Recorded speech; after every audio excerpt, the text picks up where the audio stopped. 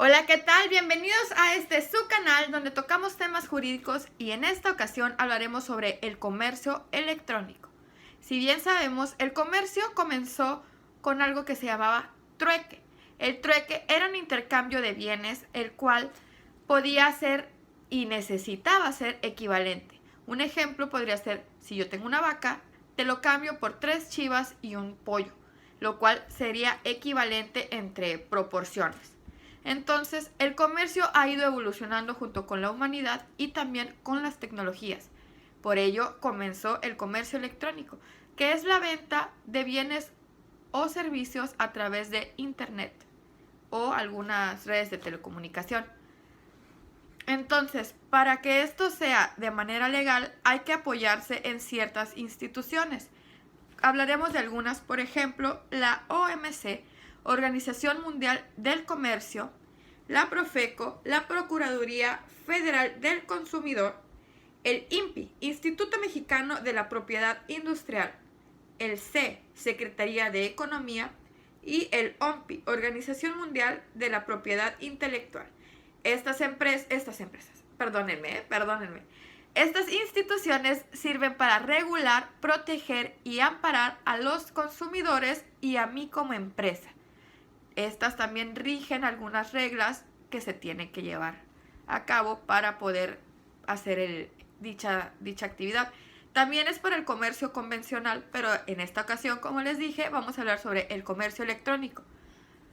También hay algunas leyes que están dentro de nuestro código, que es la Ley Federal de Derechos de Autor, que eso te va a ayudar muchísimo si tú tienes una empresa o un servicio o una idea para que no sea copiada o mal empleada.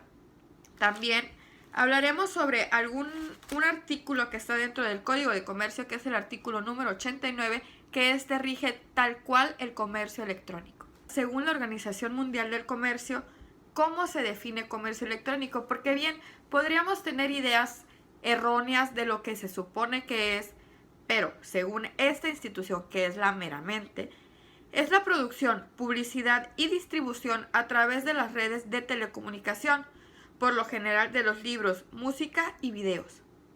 Igual podríamos ir enriqueciendo esta definición porque bien, todo va avanzando. Entonces, vamos a enlistar algunos órganos reguladores del comercio electrónico en nuestro país, México, que son 3.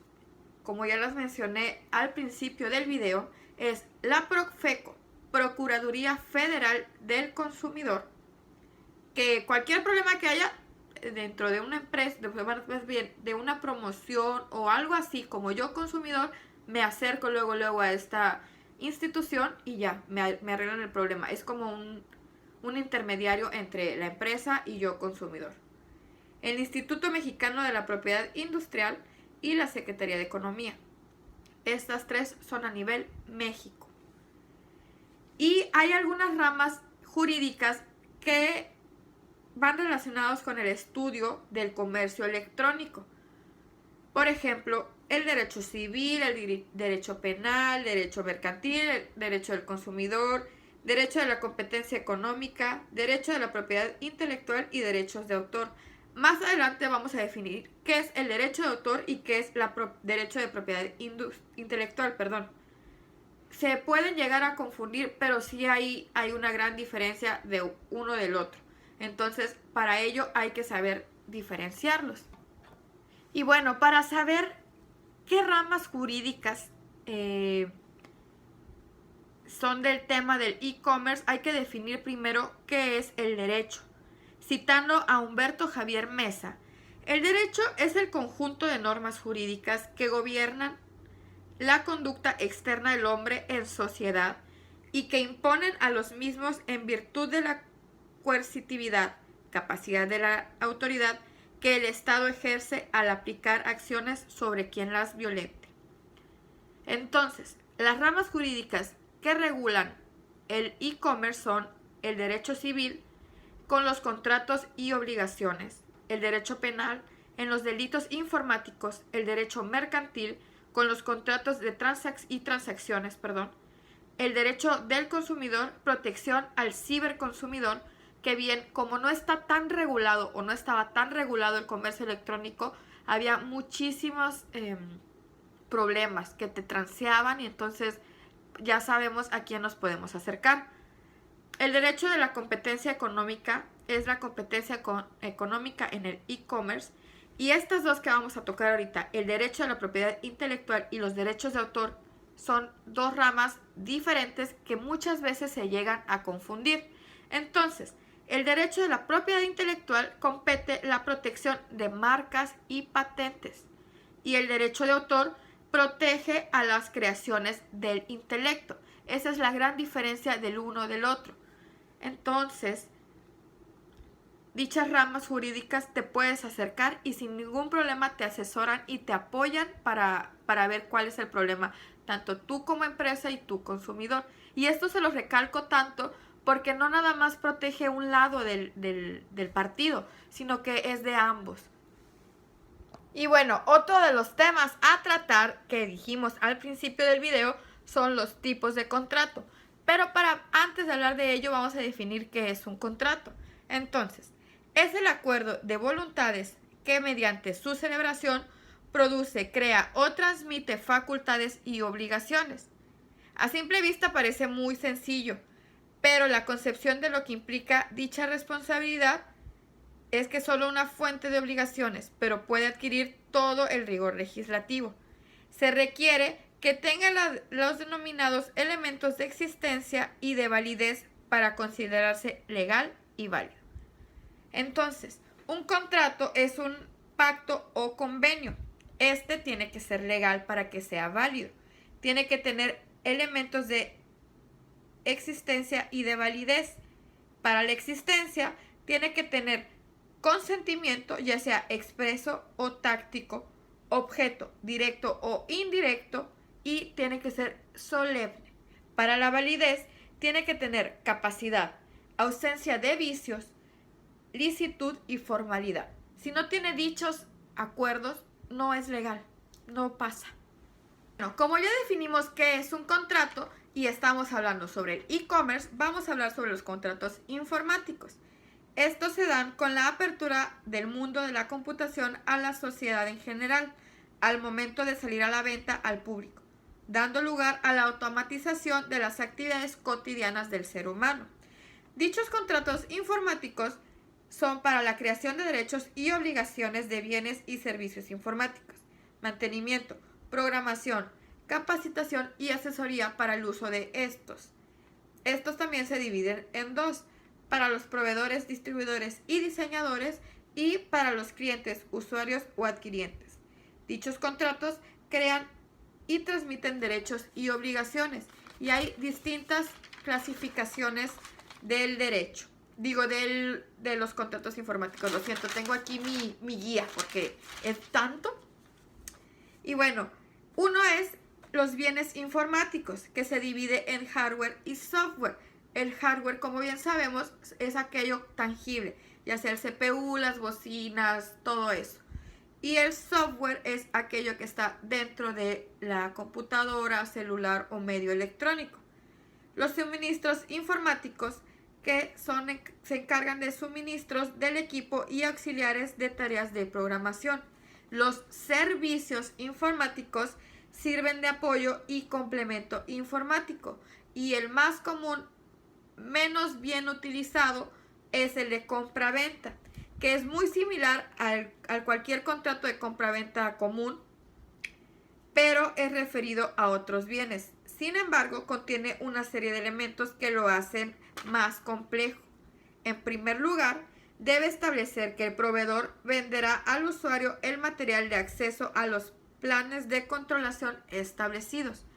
Y dentro de los contratos informáticos también tenemos de arrendamiento, que es un contrato de renta de equipo de cómputo, que se establece duración y término del contrato.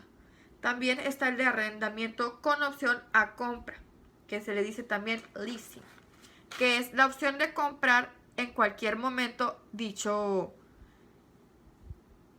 equipo, y se aplican cláusulas de contratos de compra-venta y arrendamiento.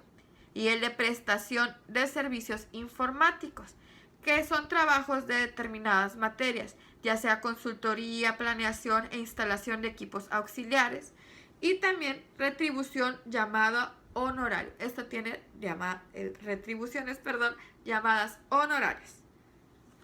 Las partes del contrato informático se dividen en proveedores, ya sean los fabricantes, distribuidores o vendedores, en usuarios públicos o privados, que estos tienen que informarse y documentarse, determinar necesidades con objetivos específicos, capacitar adecuadamente al personal y pagar el precio acordado y convenido. Y los elementos generales y específicos para la redacción de contratos informáticos.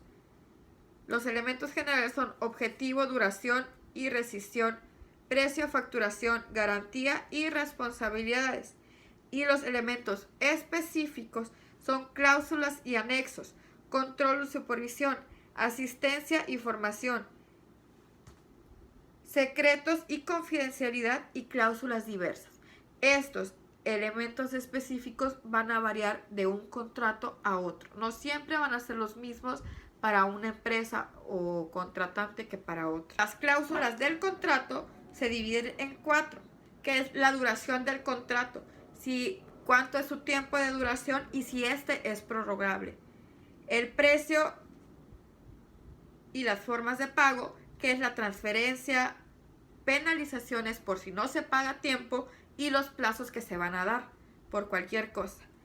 La confidencialidad y la protección de datos, que se tiene que dar un aviso de privacidad y especificar los limitantes. Las modificaciones y extensiones son las modificaciones del servicio o al servicio y los incumplimientos de las partes, porque no nada más infringe usted como contratante, sino yo también como empresa puedo crear algunos incumplimientos. Entonces, vamos a hablar sobre el contrato de mantenimiento también, que se divide en 3. Ya no sé contar. Que es los contratos de mantenimiento preventivo, que se realizan con el objetivo de evitar anomalías en el funcionamiento de los equipos y que no incluye servicios de las reparaciones necesarias. O sea que si hay algún daño, usted va a tener que pagar externamente porque este contrato no lo incluye. Los contratos de mantenimiento correctivo, que surten sus efectos cuando los componentes del equipo presentan fallas o problemas de funcionamiento. Ahí sí, yo empresa asumo cualquier responsabilidad si es que mi producto tuvo algún detalle, pero porque haya salido desde la fábrica. Y los contratos de mantenimiento preventivo correctivos, que son revisión periódica de los equipos a solicitud del cliente. Si bien yo puedo estar segura de que mi equipo está bien, pero una vez que se firma este contrato, puedo, si usted me lo requiere, ir y no le va a costar nada o podemos llegar a un acuerdo. Otro tipo de contrato está el contrato de distribución de software, que se divide en 3. De licencia, que no presta ningún servicio. De valor añadido, que presta servicios adicionales de mantenimiento o consultoría y de adaptación o distribución a ciertas especificaciones de un determinado país. Los requisitos concretos para el contrato de distribución de software son fijación de los límites, ya sean geográficos o de cualquier ámbito que sea un límite. Ámbito territorial de la distribución, existencia o no de exclusividad, establecimiento de unos estándares de calidad, precios de licencias y los servicios asociados, garantías sobre la propiedad intelectual, establecimiento de la titularidad, uso de la imagen corporativa, cláusulas relativas a la confidencialidad y términos y condiciones de las partes. Todos estos se tienen que tocar con fines de que no haya ningún problema entre partes. Y bueno, otro contrato que vamos a hablar es el contrato de outsourcing, Este se divide en dos partes, la parte del cliente y la parte del proveedor. Estos delegan a una empresa especializada acciones del dueño, mantenimiento e instalación a equipos de cómputo o a aplicaciones o programas. Estos abarcan más acciones, más especializadas, y tienen ciertas cláusulas, que son el objeto, duración y rescisión, precio, facturación y pago, control de calidad, propiedad de los programas, protección de datos, confidencialidad y otras cláusulas. El objeto es el servicio de mejora muy específico. Entonces, este contrato, de esto se trata. Existen 5 puntos claves que deben quedar reflejados en los contratos de outsourcing, que son los términos del acuerdo y de externalización de servicios, nivel y profundidad del servicio del outsourcing, personal y activos empleados en la presentación del servicio, términos de cargos y pagos del servicio y términos de salidas programadas y rescisión del contrato de prestación de servicios. Párate. Puta madre. No puedo grabar. ¿Puedo dejar de... Y bueno, eso ha sido todo por el video de hoy. Espero que las dudas que tenían hayan sido aclaradas, y si no, déjenmela en la cajita de comentarios y vemos qué podemos hacer. Recordemos que vimos a las instituciones que te puedes acercar por cualquier duda y aclaración que tengas, tanto empresa o como cliente a nivel nacional y mundial.